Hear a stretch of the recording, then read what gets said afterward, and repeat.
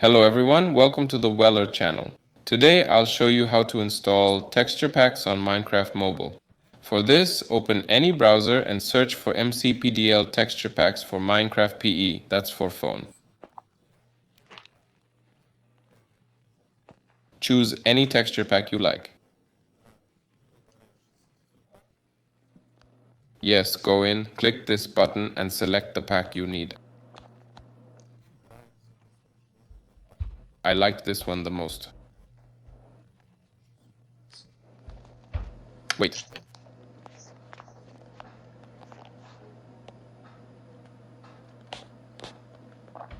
Click Get Download, select the top option, then click Download.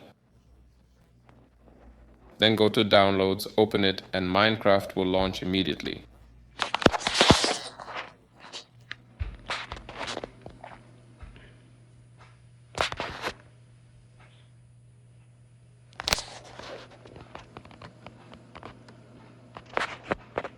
And we can see at the top that the import has started. There, and now the import is complete.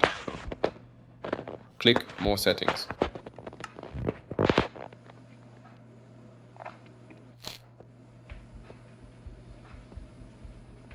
Resource packs are loading. Click Settings.